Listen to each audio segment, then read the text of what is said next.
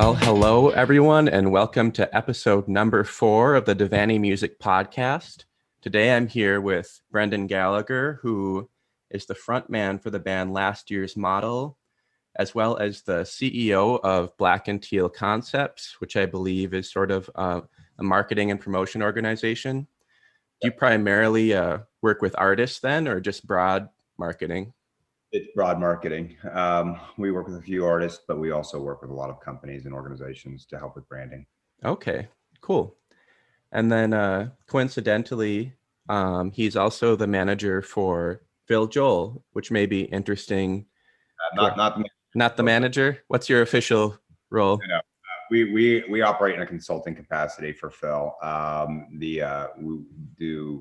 We were doing and do social media stuff whenever he asks, but we haven't done anything lately, actually, because he's focusing on another project right now. So we're not really doing anything at all there. Well, at any rate, he's the guy who connected me with Phil Joel, which was kind of a cool thing. But yeah, and your band, Last Year's Model, has a new album out called the Neon Lights Collection, and that just came out yesterday. Yeah, absolutely. Been working on that. Had a few singles here and there that we'd released, and then COVID allowed us the time to actually just really sit down and focus on putting the album out. And yesterday was the culmination. Cool. So then last night was your album release show. Yep. Okay. Yep. Had a good time up in Smithfield, Pennsylvania, and having a show up there with that, and it was fun. Okay. Nice. Were there any other artists playing, or was it just you guys? We actually played a 3-hour set, and it was interesting because our bass player actually was down sick right now, and so my guitarist and I switched back and forth on bass throughout the set.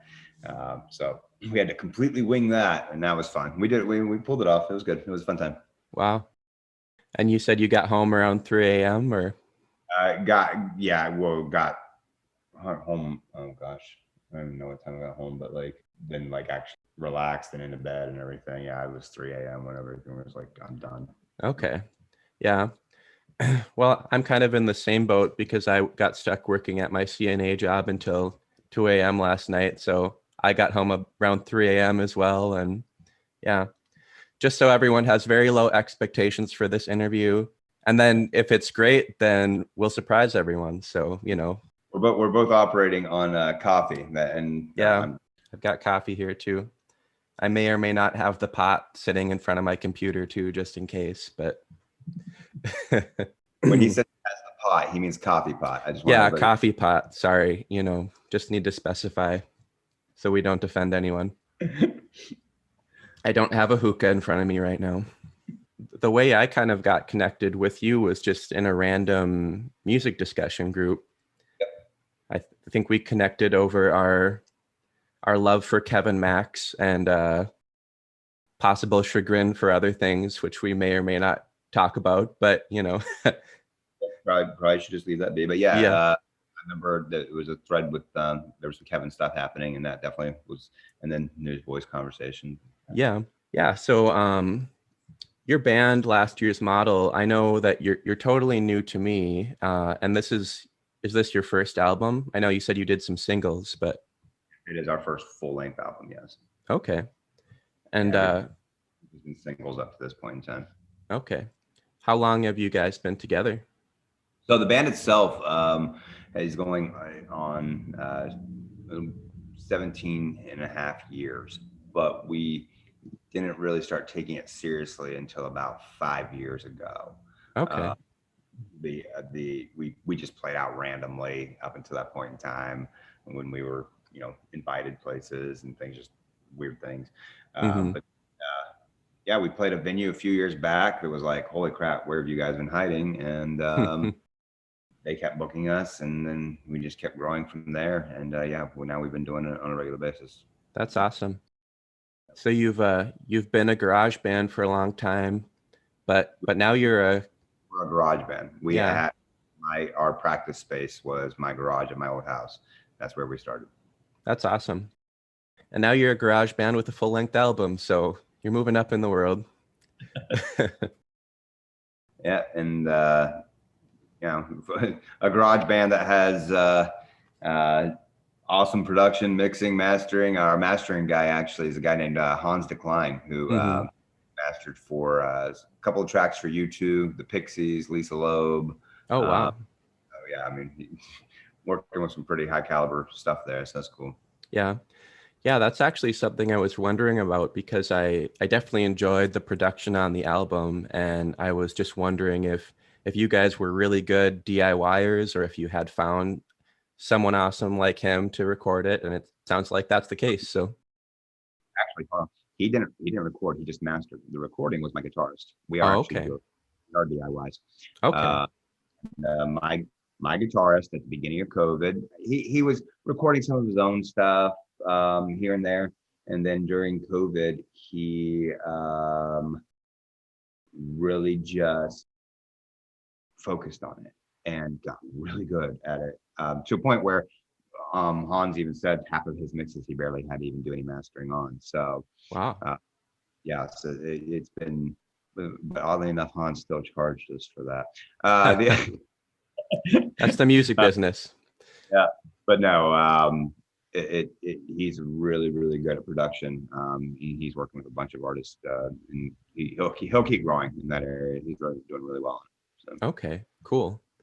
Yeah, well, that sounds like a high compliment coming from someone like that. So, and you guys you describe yourselves as an alternative rock band, which is pretty fitting. Who would you say really, well, maybe a better question is, how did you really get started out in music? You guys have been playing for a long time, but maybe to go even further back, how did you start out in music? Okay, that's a great question. I was 12 years old in middle school, and they had these classes on once a week. You had to go take these elective courses instead of homeroom in the morning, Mm-hmm. and one was a acoustic guitar class with a teacher of mine named Jim Work, and that was the first time I ever touched a guitar, and I just took right to it and loved it. And Mm-hmm. so that's how I got started in music. I've always been a huge music fan. I thought I was Elvis Presley when I was like 8 years old. Loved the Beach Boys. Um, Grew up on Amy Grant. Mm-hmm. It's my musical like influences as a child were very like diverse. I listened to everything. Mm-hmm. Christian, so it was all over the board. So my influences like at a young age, a band that I loved from the time I was like 9 years old was UB40. Um, Okay. so reggae kind of stuff. Mm-hmm. Um, so then as I got older, I really the 90s alt rock scene really grabbed my attention. I love Pearl Jam, Smashing Pumpkins, Okay. um, those kinds of bands. I'm a big Cure fan. Mm-hmm. Um, and as I got slightly older, I matured and I found a guy named Bruce Springsteen who revolutionized my entire approach to music. Nice. Uh, and I mean, you grow up, you know who Bruce Springsteen is, right? Mm-hmm. But actually sitting down and listening to him, I'm a big, when it comes to books, I'm a big Steinbeck fan. I love John Steinbeck, Mm-hmm. and I think Bruce Springsteen's storytelling approach is very similar to Steinbeck's literature. To a point that Bruce even wrote a song about Tom Joad, who is a major character in the Steinbeck book. Okay.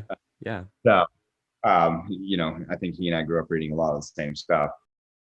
But so yeah, Bruce really influences me. U2, Mm-hmm. and then another band that popped up on the scene in 2003, the Killers. Okay. Whenever Killers hit, I was like, okay, that's what I want to do for the rest of my life. And so it's a so when you talk about last year's model, all of those pieces just that's what makes who we are. So we aren't 80s music, we aren't 90s music, but we are all of those things combined with modern production elements. Yeah. Well, and I think for me, that was something I appreciated the most about the album is you definitely have like 80s and 90s vibes in there, but then it sounds new as well, and you have really great production. And there were a lot of moments on the album that to me sounded familiar, or like maybe there was something else I'd heard that sounded kind of like that, but in a lot of instances I couldn't put my finger on it, you know. And I think that's the mark of a good band, is when something sounds like maybe familiar in a way, or and it's appealing, but like you can't say, oh, this band sounds exactly like this other band, you know. Yeah, and that was, for forever in my own musical ventures, I wanted to be other artists. I Mm-hmm. always like emulate, and then just finally I found my own voice. And when I found my own voice, that's when things really all just took off and gelled together. And so yeah, that you're dead on with that. Like that's I actually intentionally write things that I'm like, I want it to sound familiar. I want a song to feel like I've been here before, but at the same time, I haven't. And Mm-hmm. that's Yeah. And then who you said as your influences made a whole lot of sense to me too, because I was kind of writing down just bands that popped into my head when I listened to your record. And I mean, with some of the kind of songs with 80s synth and whatnot, I wrote down like Depeche Mode, or like a little of the Cars, you know, kind of that. the Cars and the Depeche. They're both very influential. Mhm. Um, What's that? Duran Duran is a band that is very influential on us as well. Hmm. Uh, yeah, Yeah. so you're nailing it, man. All those bands, um, it's it's a hodgepodge, man. Yeah. Yeah. I mean, another ones I wrote were like, I mean, thinking Christian, like Grandma Train, like they popped into my head, or Chevelle, Yeah. a little bit. And then vocally, I don't know how many people even know this band, but like Day of Fire, Okay. vocally, you reminded me a bit of that guy. And a little bit of Bob Seger, you know, I was trying to think of that. So Bruce Springsteen makes sense too, but yeah. Yeah, Bob Seger. I can definitely sing some Bob Seger. Hmm. Yeah, actually, it's funny you say Grandma Train. They were one of my favorite bands in the '90s. Okay. And Pete Stewart is a genius. Hmm. Uh, Anybody who doesn't know that, like the amount of not just like his own stuff, but the amount of stuff he produced for other bands or wrote songs. I mean, it's like it's incredible. Hmm. His hands have touched, his fingerprints are all over a lot of stuff. Yeah. Have you gotten to meet Pete? I have met Pete a very long time ago. Not I mean, not in a way that I'd say like, oh yeah, I know Pete, but yeah, Yeah. I mean, we're friends on social media, and we've had multiple conversations um, over Messenger and such. I followed his journey pretty closely. Hmm. He's a Yeah. So just a plug for Grandma Train. Anyone, if you haven't heard of them, go listen. They're a phenomenal band. Pete is an amazing songwriter and vocalist, and they also have one of the best drummers, Paul Rohraback, that I know of, and agreed. best bassist, Dalton Rohraback. And I feel like basically no one knows who they are. So, Yeah, it's amazing. Like they had a ton of respect and cred in the Seattle scene, mhm, but and a lot of those bands, that were big in, Pearl Jam, they knew who those guys were, and they all had respect for them. So mhm. that's Yeah. And actually, I'm going to have Paul on one of the next episodes talking about his solo music. So I'm looking forward to that. But yeah. all of the dudes. Yeah. As I was listening to the album, I just was trying to take some notes about the lyrics, things we could maybe talk about. And the first thing that came up was like, who's this Al guy? Because he really sounds like a terrible person. You know, he doesn't answer you when you call, doesn't take you seriously. Like, how'd you get mixed up with a guy like that? So Al, what do you? What I try not to. I mean, I don't mind spelling it out, uh, but I get nervous about like interpreting songs because I don't want people to take it. other than what. So a lot of people take that song as like, oh, it's a toxic relationship. Well, it is a toxic relationship. It's actually a chemical relationship. The song's not about a person. It's about alcohol. Oh, okay. Alcohol. Wow. Well, that makes a lot of sense. And so me personally, I've never struggled with any kind of chemical dependence. That's not my thing. But I have been able to empathize with those who have, and I just kind of put myself in the shoes of somebody who it was in that struggle of, I see it all the time in dependency situations where people know they need to get away from it. They know nobody needs to tell somebody who's dependent on a substance that they need to stop doing it. They know that they can't. Yeah. Even though they can look there and see like, this is destroying me. It's pulling me away from my kids. A lot of times they can't stop doing it, even though they know I'm going to lose my children. I'm going to lose my wife. I'm going to lose my family, blah, blah, blah. And so that was, that's that relationship there, is that person speaking directly to that substance. Yeah. And trying. Yeah. And I know, like, on a personal level, I mean, I grew up with a lot of that in my family. So I had that experience. And perhaps partly for that reason, I've never struggled with it or found it particularly appealing, but yeah, I mean, just recently I was talking to a friend, a coworker actually, and they were discussing how they felt like they were drinking too much because they're going through a hard time and they're really struggling. And, they were telling me like, I know I shouldn't be doing this, but, it's so hard. And I was like, yeah, I get it. Then I guess the question is, what's the next step? So, yep. And that is the question. How do you get out of that? But yeah, it sounds like that song wasn't per se, but the vibe that I got from the album is that a lot of it was kind of autobiographical. Would you say that that's accurate? In some ways, yeah, there is an overarching narrative of finding peace, finding home. The song "Ow" starts the line, "You want to go home? Don't you want to go home?" Alice has a line about "Don't you want to go home?" And then the album ends with the song "Home," and what that means and finding that rest.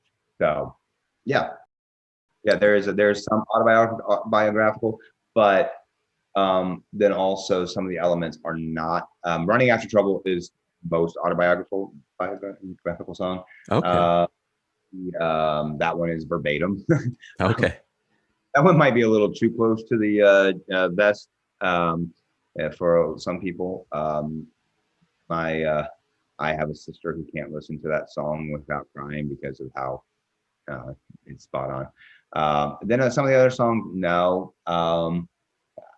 they're not necessarily that way, but yeah, there is a lot of that overarching theme throughout the album. Yeah.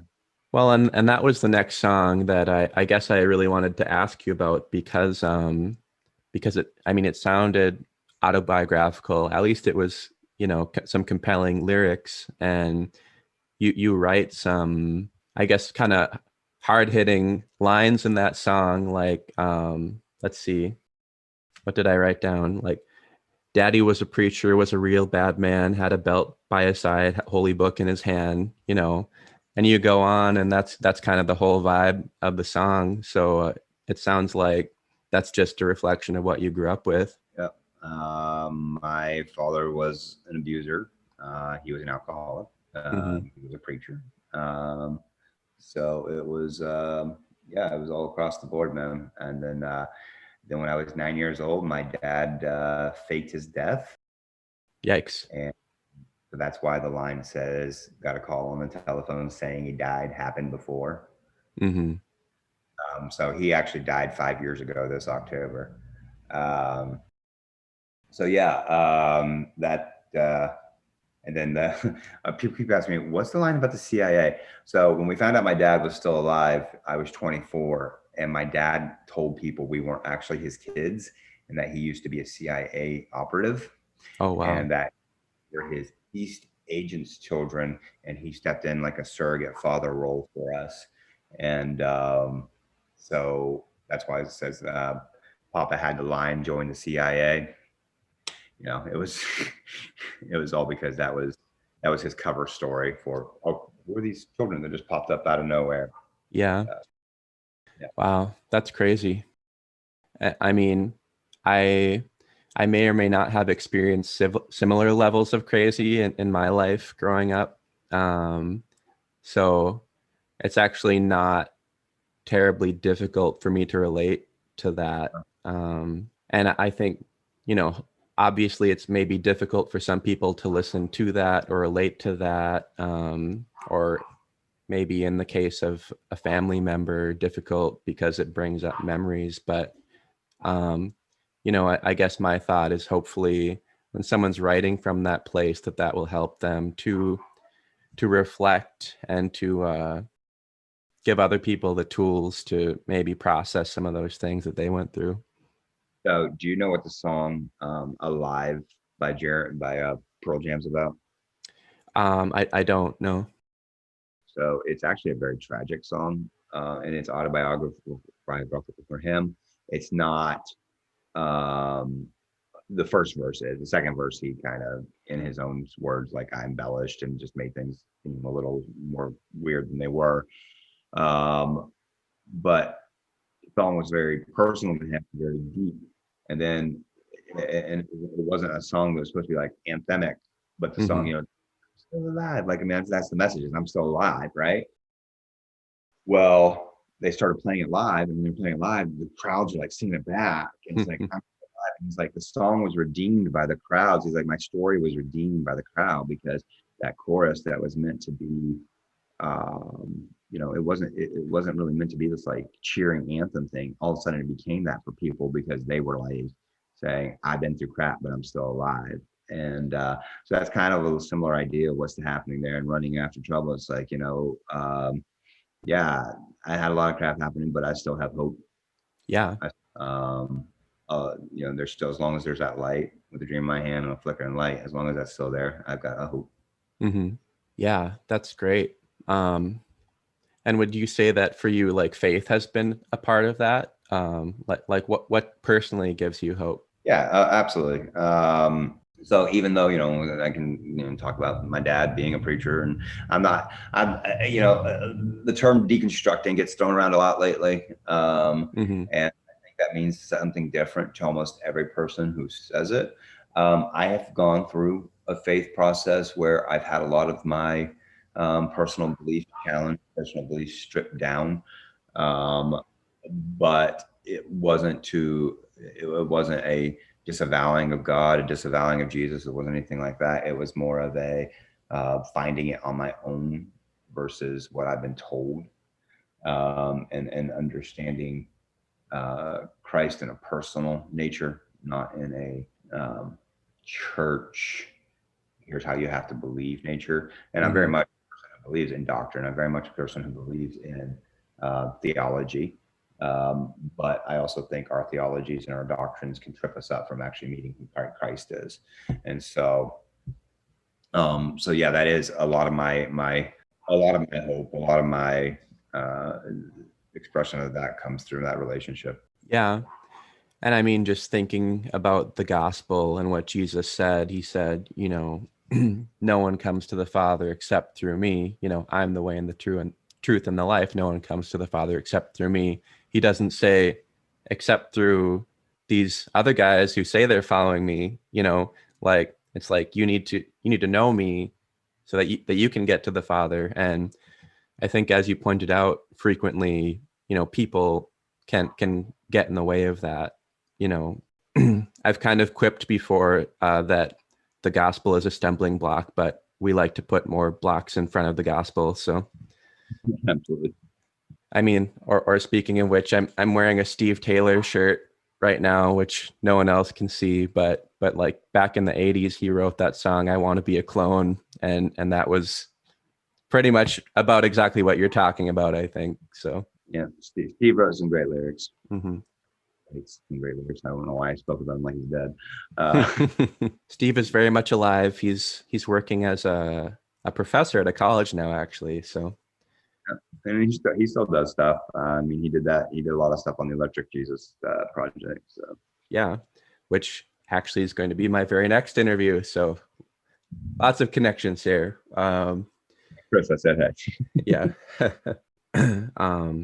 Yeah, I mean, and I don't know, maybe I'll jump ahead though and kind of look at some of your other songs here. I mean, as you kind of alluded to, there's a theme that goes throughout your whole album, and I think one of the themes that runs throughout it the most is just the theme of running. To an extent that it was almost comical when I was listening to the songs. I think almost every song says running at some point in it, like in the song Heartbeat. Maybe the song doesn't say that specifically, but it says, the further I get from you, the closer I get to where I am. Or the next song, Rendezvous, Yeah. and which has a really cool melody and vocal, by the way, but just says running rendezvous, running just to be with you. And it kind of keeps going on through the album. And then you get home at the end. So yeah. There you go. Yeah, that's how it all pulls together. Yeah. And a lot of that running, that happens in those songs, that tension. It's a tension of getting out from underneath of control, getting out from underneath of places that you don't want to be. Heartbeat is actually about control, psychological control that a lot of people experience in church situations or things like that.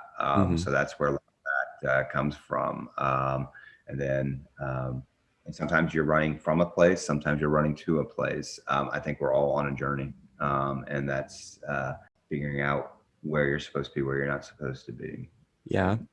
And then that's why it all, the capstone there is the song Home, because it is about finding that place where you finally feel safe. You finally feel at peace. Find where you feel like I could stay there forever. And that's what the line, girl, I'm hoping they find us like Valdaro. If you've never looked at the image of the Valdaro Lovers is a story about two people. We don't know who they are, nothing about them, other than the fact that they died at some point in time together in each other's arms. And we found their remains, their skeleton, 1,000 years later in Italy. That's what that means, is being able to find that place you feel comfortable that you could be for forever. Yeah. I mean, a lot of the things that you're bringing up, like I said, that kind of made me think of like my childhood and the way things were. Like, I know, I mean, for example, like I said, my dad was an alcoholic, and my parents divorced when I was probably about 6 years old. And that relationship slowly faded for the next 15 plus years, to where I didn't talk to him at all, Actually, I do have a relationship with him now, though, and he's in a better place. Yeah, he drinking almost killed him, but it didn't, and now he's safe and sober and everything. So that's a miracle, I think. But yeah, my mom had gotten remarried, and this kind of goes back to maybe some of the ugliness that people can see in the church too. My stepdad was a pretty dishonest guy, and he was a businessman, if you could call him that, and he would frequently just cheat people out of money. And I remember she tried to take him to counseling at a church, and the pastor kind of gave this defense for him, like, oh, he just has an entrepreneurial spirit. And it was like, so obviously that situation didn't work out very well, and we ended up at a different church. And there were maybe a couple situations like that where we ended up at different churches because people handled situations like that so badly, and then there's this effort, like you said, to try to find a place where you do feel at home and safe and protected. And I think that's really what we're all looking for in life, is a place where we can just breathe. Yeah. Where we feel a calm. And so that's really what that song's about. Yeah. Yeah. Which is another great Pearl Jam song, by the way, Just Breathe. Oh gosh, yes. Oh, it's a beautiful song. Yeah. Let's see what else I wrote some notes about Well, I really like the song One Hit Wonder too, which I thought was also pretty appropriate for a band that's putting out their first album. You know, I don't want to be just a one hit wonder. I want to be the one that you love forever. But I mean, musically, it's a really cool rocker. But obviously, there's a little bit more to the song than what I just said, and you have some cool analogies for all the vinyl lovers out there too. But that was so. Yeah, that was kind of a tip of the hat to people who are, that vinyl kind of, it's making this comeback, right? Has made a comeback, and so yeah, there's a mix there of that. It's telling two stories at once for sure. It's about a the nobody wants to just be written off as a one hit wonder. No, but when it comes to relationships, you don't want to be just somebody who's just in it for a minute. Yeah. And then here, if you like records, you'll enjoy those analogies. That's great. Maybe I didn't write this down, but there was another song where I made a note that was kind of related to that, where I was like, this would have been a radio hit back when bands had hits on the radio, like So sad. Yeah. So now hopefully we can all find creative ways to get our music out and get it in front of people. But for better or worse, I think radio has kind of bit the dust. So yeah, they're not going to play a rock song. They're just not. Yeah. So, any other depressing news you'd like to tell me today? Any other depressing things I'd like to tell you? I don't know. I mean, you've gotten some pretty cool mentions from people online already. Yeah. I saw HM kind of plugged your album the other day. So a lot of good support there. Actually, they did an interview with us that they're going to be publishing here soon. Okay, that's awesome. Yeah, but I mean, that's kind of the main reason that I started this podcast too. Maybe like your friend really got into recording during COVID because it was convenient. And I didn't really get started with this until recently, kind of theoretically at the end of COVID, but it's looking less like that may be the case now, unfortunately. But I've done concert promotion for 10 plus years up until COVID, and obviously I haven't been able to do that since then. So I was sitting around trying to figure out how I could do the things I wanted to, and I thought, well, maybe doing a podcast would be a really great way for me to share like my love of music with others and bands that I think people should pay attention to. So very cool. Yeah. That's a great way to do it. Oh, I guess the song I wrote that about was the song Of a Girl. So Of a Girl should be a radio hit. You're right. Yeah. And it would have been, and you're right. Like it easily in the 80s or 90s would have been a big song. Yeah, for sure.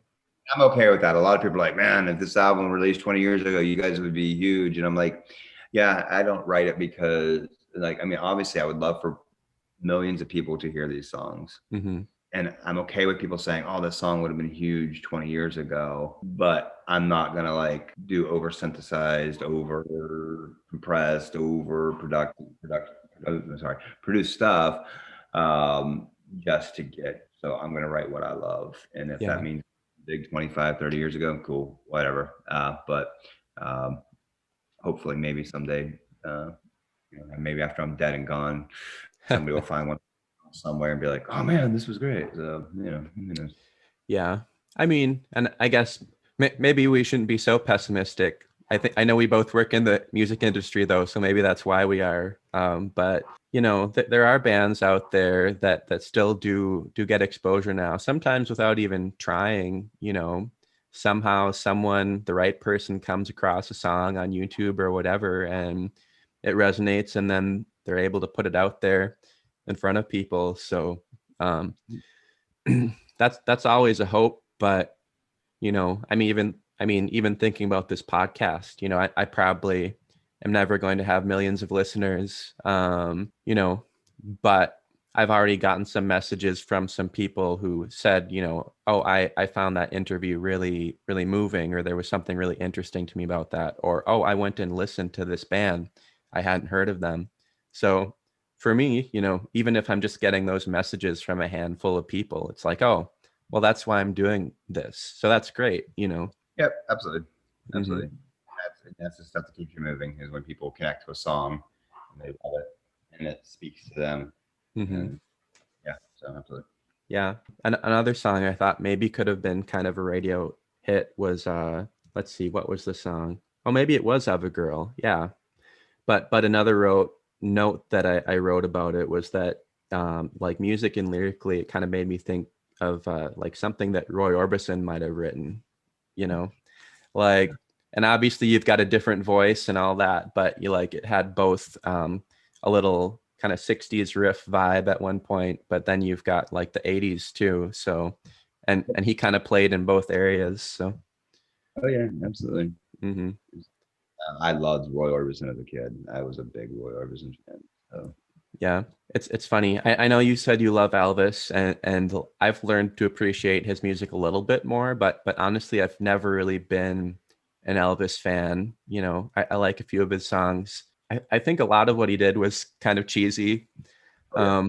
I mean, which is just part of the era too, probably. But like, I've always liked some of his contemporaries, like Roy Orbison or Chuck Berry or Johnny Cash, like just a little bit more for whatever reason. But I listened to all those guys. They're all. Johnny Cash is I learned to appreciate my vocals more by listening to Johnny Cash. I struggled with accepting my vocals, like as to, I wanted to sound pretty. Oh yeah, I wanted to sound, be able to do things like what a Brandon Flowers of the Killers can do. But sometimes you just have to accept your voice for what it is and learn to work within the parameters of that. And Johnny's a good example of that. yeah. Well, I think I heard a story that he actually showed up to take vocal lessons one day because he wanted to, quote unquote, get better or change his vocal style. And he sang a song for this teacher, and they just said, you don't need lessons, just go do what you're doing and keep doing that because it's awesome. So Absolutely. yeah.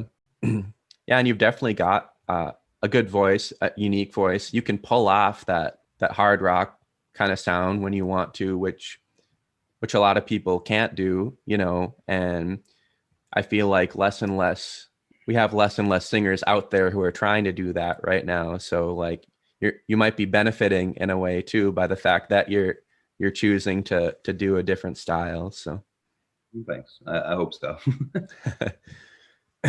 But yeah, I mean, speaking of which, like I really, really like the song Bite My Tongue too, which might be the best just rock song on the album. It's got a really great driving riff, guitar solo, lyrics. I mean, I did want to ask you about the lyrics on that too. You know, it said like, you can be a holy roller, but Friday night on your knees. Is that how it starts? And then you can be a new prescription fulfilling all kinds of needs. You can be the Holy Spirit completely mystifying me. You could be the devil in a red dress misdirecting me, you know. I thought those were some pretty interesting lyrics, but so this is a song that I don't get too into the details on because it's a song that I really want people to apply however they need to apply it to themselves. But a lot of it is just about, you know, just navigating situations and things that you got to be just present on, and that people can be different things to you in your relationship with them, and that's why there's those, you know, back and forth lines of you could be this or you could be that, you could be this. It's about people can be multiple things to you at once. And you know, we all have multiple sides to who we are. There's nobody who's just black and white. There's nobody who's one thing. Yeah, and like you said, maybe I mean, songs like people can, I guess, be different things to different people, and you know, sometimes that there is maybe that benefit to not saying exactly what's happening in the song, or even writing something that could be taken different ways, you know. Well, the reality is, you know, sometimes people are like, "Oh man, what did you mean in this lyric here?" And it's like, well, I liked it. Yeah. I thought it sounded cool. It just popped into my head. You know, I heard it somewhere. You know, I've heard that from a lot of bands, you know, so. There's not always a heady response to every line.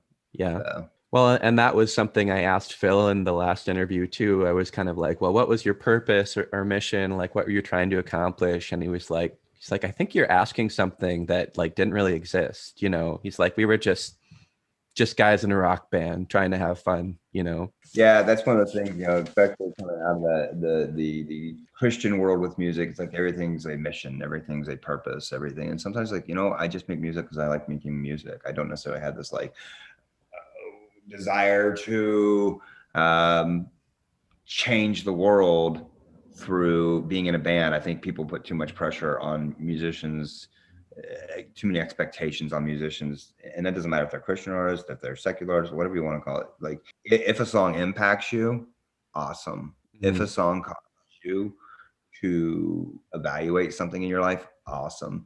But I don't know. I mean, to sit down and be like, I'm going into music because I want to like make the world a better place. Okay, how? Yeah. Maybe just make some really great music that's personal, and then you'll make the world a better place, right? You know? Yeah, right. Focus on the music. Focus on making good quality music that you enjoy. Your favorite, one of my favorite quotes from Dave Grohl is he was asked one time, "Who's your favorite band?" Who do you think he said? I have no idea. He said Foo Fighters. He goes, if the music I'm making is not my favorite music, why am I making it? Mm-hmm. I love the music we make. I hope other people do, and it seems like they do, but I don't care if they do because I make the music that I love. So, and if that inspires other people, and if that gets other people listening to music, heck, if us writing a song causes a kid to pick up a guitar at 12 years old, that's awesome. Yeah, definitely. I have a lot of thoughts off of that. But wow. I mean, one thought I've had over the years is, like you said, people get weird, particularly in a certain industry, like they feel like you need to have a specific message or purpose behind your music. But I know growing up, like I just listened to everything too, I mean, I kind of started listening to Christian radio when like Audio Adrenaline and Switchfoot and DC Talk and all those bands were around. But around the same time, I also discovered my dad had this massive classic rock collection, and not just classic rock, but like every genre you could possibly imagine, thousands of albums. And, I would just pick things out and mostly pick them out based on what bands I thought had cool names. I'd be like, oh, the Eagles, that sounds kind of cool. Aerosmith, like, Rolling Stones, whatever. Like, oh, this band's got a cool name. I'll listen to them. But I think something that I've come to over the years is that like I always look for bands that I feel like have heart and they're writing music with heart. And it doesn't necessarily have to be that they're approaching things from an angle or a specific message, but like they have something to say that's personal, Absolutely. Yeah. And I mean, a couple bands that come to mind personally are like U2 or like Boston or Billy Joel. I think he does a good job at that. Absolutely. Yeah. Absolutely. Yeah. U2 is a great example of a band who used theirs. That's a band you can literally say, okay, they changed the world. Maybe not the whole world, but they impacted parts of the world through and use their own fame and success to be able to change the lives of people in Africa. That's a different thing. And that to me should, if I were to get in that position of making it big, that would be my hope. Yeah. Is that a similar thing where you can use your platform to highlight and shine a light on other issues that people need to be paying attention to. Absolutely. And I think you're on a bit of a time crunch now, right? Do you need to head out? Okay. Well, do you have any concluding thoughts or anything you'd like to share? I just really appreciate you taking the time to talk to me. And yeah, they can, the new album, Neon Lights Collection, can be picked up anywhere you stream music, iTunes, Apple Music, Google Play, Spotify, Deezer, all of them. Anywhere you do music, you can find the album. You can say, Alexa, play the Neon Lights Collection. And it works. It's really cool. I really get a high out of that. And then they can check us out on all social media. And last year's modelmusic.com. Okay, cool. Well, thank you very much for joining me today. And it was great talking to you. You too. Thanks, Ian. I appreciate it. Yeah. All right. We'll talk to you later, Bob. Yep. Adios. Thank you so much for listening to episode number 4 of the DeVaney Music Podcast. And thank you very much to Brendan Gallagher of Last Year's Model for taking the time to interview. Please make sure to check out their website, lastyearsmodelmusic.com, where you can find links to all of their social media. You can also stream or purchase their new album, The Neon Lights Collection, on Spotify, Amazon, and basically anywhere else where you find your music. I do highly recommend that you listen to the album because it is well worth it. The intro track to this podcast was created by Barry Blair, the original guitarist for Audio Adrenaline. Barry also has music up on Spotify, which is worth checking out, and he was also recently featured on the Christian Music Archive podcast, so make sure to look that podcast up at christianmusicarchive.com. This episode was edited by the talented and good-looking Chris Cooner. Today's episode was also brought to you by absolutely no one, but you can change that. If you would like to sponsor an episode of the DeVaney Music Podcast or advertise with us, then simply send an email to devaneyproductions@gmail.com. That's DEVANEY productions@gmail.com. If you liked what you heard today, please follow the podcast on Facebook, Instagram, and Twitter, not to mention your favorite podcast app. This podcast is available on Spotify, Apple Music, YouTube, Google Podcasts, Anchor, SoundCloud, Breaker, and Radio Public. You may also subscribe via RSS at anchor.fm/devmusicpod. If you really enjoyed today's podcast and would like to leave a tip, you may do so by clicking the support button at anchor.fm/devmusicpod. Just think of it like you would tipping your barista. Except your barista probably spent about 60 seconds making you your coffee drink, and Chris and I probably spent at least a few hours making this podcast. Just something to think about. All donations go towards production or promotion. Whether you choose to support us or not, we would greatly appreciate your feedback. If you have any thoughts, comments, or questions about today's episode or a previous episode, then please let us know via social media or email. Thank you again for listening, and stay tuned for our next episode with Chris White, the director of the new musical comedy film, Electric Jesus.